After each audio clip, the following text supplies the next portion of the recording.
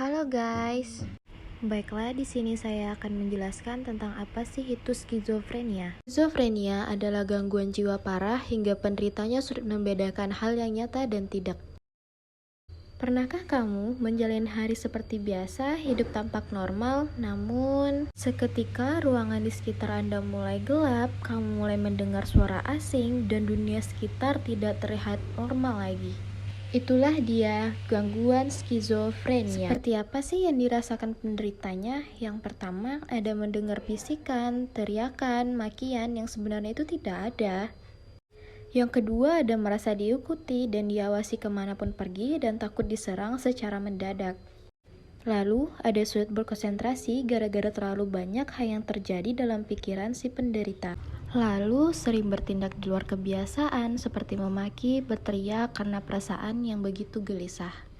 Untuk mengetahui lebih dalamnya lagi, apa sih sebenarnya penyakit ini, apa yang menyebabkannya, apa gejala, serta penanganannya.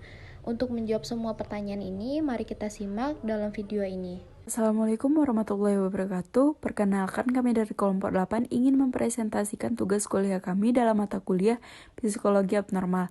Adapun materinya yaitu gangguan skizofrenia. Baiklah, sebelum kita membahas materi tersebut, kami dari kelompok 8 akan memperkenalkan anggota kelompok kami. Yang pertama yaitu ada Leonita Agustiani, Resni Walinda, dan saya sendiri Khalija Putri. Untuk materi pertama yaitu ada definisi gangguan skizofrenia. Skizofrenia adalah gangguan kejiwaan ketika pengidapnya mengalami halusinasi, delusi, kekacauan dalam berpikir, dan perubahan sikap. Umumnya pengidap skizofrenia mengalami gejala psikosis, yaitu kesulitan membedakan antara kenyataan dengan pikiran pada diri sendiri. Materi yang selanjutnya akan dibawakan oleh Saudari Resni. Gejala skizofrenia. Gejala skizofrenia ada 3, yaitu gejala positif, gejala negatif, dan juga gejala kognitif. Gejala positif ditandai dengan perubahan persepsi yang mengakibatkan penderita berperilaku tidak wajar seperti halusinasi, pengalaman yang tampak nyata tetapi diciptakan oleh pikiran sendiri. Yang kedua yaitu khayalan, terjadi ketika diri mempercayai sesuatu meskipun ada bukti atau fakta yang bertentangan. Yang ketiga yaitu paranoia, ketika seseorang sangat tidak percaya pada orang lain atau sangat yakin bahwa mereka sedang diikuti atau sedang dianiaya. Gejala negatif. Gejala negatif dari skizofrenia akan mengganggu emosi, perilaku, dan kemampuan khas seseorang. Gejala negatif terdiri meliputi yaitu berkurangnya intensitas berbicara, respon emosional yang aneh terhadap situasi, kurangnya emosi atau ekspresi, kehilangan minat atau kegembiraan seumur hidup, mengisolasi diri untuk bersosial, sulit untuk merasakan kesenangan, sulit untuk melalui atau menindaklanjuti sesuatu rencana, sulit untuk menyelesaikan aktivitas normal sehari-hari. Gejala kognitif menggambarkan bahwa seseorang mengalami masalah dengan fungsi kognitif atau mental tertentu. Contohnya, pemikiran atau ucapan yang tidak teratur, mudah untuk melupakan sesuatu, pemikiran yang tidak teratur seperti kesulitan memperhatikan, buruk dalam kepemimpinan, serta buruk untuk membuat keputusan, sulit mempelajari informasi dan mengimplementasikannya. Baiklah, di sini saya akan menjelaskan tentang penyebab skizofrenia. Meskipun penyebab utama skizofrenia ini belum ditemukan, tapi ada beberapa kondisi yang diduga terkait dengan penyakit ini, yaitu faktor genetik, komplikasi kehamilan dan persalinan, faktor kimia pada otak, dan faktor psikologis. Yang pertama ada faktor genetik, di mana pengidap ini memiliki resiko 10% lebih tinggi untuk mengalami kondisi serupa.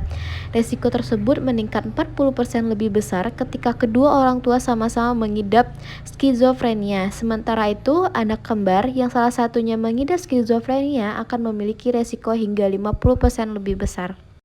Yang kedua ada komplikasi kehamilan dan persalinan, di mana kondisi yang mungkin terjadi ketika hamil dan dampaknya akan terlihat saat anak lahir. Kondisi ini seperti paparan racun dan virus, seseorang ibu pengidap diabetes, pendarahan dalam masa kehamilan, serta kekurangan nutrisi. Komplikasi saat persalinan juga dapat menyebabkan seorang anak mengidap skizofrenia. Contohnya berat badan rendah saat lahir, kelahiran prematur, dan aksifikasi atau kekurangan oksigen saat dilahirkan. Selanjutnya ada faktor kimia pada otak di mana ada kadar serotonin dan dopamin. Nah, di mana kedua itu merupakan zat kimia yang berfungsi untuk mengirim sinyal-sinyal antara sel otak sebagai bagian dari neurotransmitter. Nah, yang terakhir ada faktor psikologi, di mana pengalaman traumatik yang terjadi dalam dirinya itu sangat sulit dilupakan dan berpotensi memunculkan gejala awal pada gangguan jiwa. Selanjutnya saya akan membahas tentang penanganannya. Yang pertama yaitu dengan memberikan obat-obatan, di mana dokter itu biasanya meresepkan obat-obatan yang bertujuan untuk mengatasi halusinasi dan delusi yang dialami oleh penderita. Selanjutnya ada terapi elektrokonvulsif, di mana ini metode yang paling efektif untuk meredakan keinginan bunuh diri, gejala depresi berat, dan mengalami psikosis, di mana itu dilakukan 2-3 kali dalam seminggu, serta dapat mengkombinasikan dengan psikoterapi dan pemberian obat. Yang terakhir ada psikoterapi, bertujuan agar pengidap dapat mengendalikan gejala yang dialaminya. Nah, di sini tuh terapinya tuh ada dua, yaitu terapi perilaku kognitif yang bertujuan untuk mengubah perilaku dan pola pikir pada pengidap. Yang kedua, ada terapi remediasi kognitif, yaitu terapi yang mengajarkan pengidap cara memahami lingkungan sosial. Akan tetapi, terapi ini lebih baik dikombinasikan dengan pemberian obat-obatan.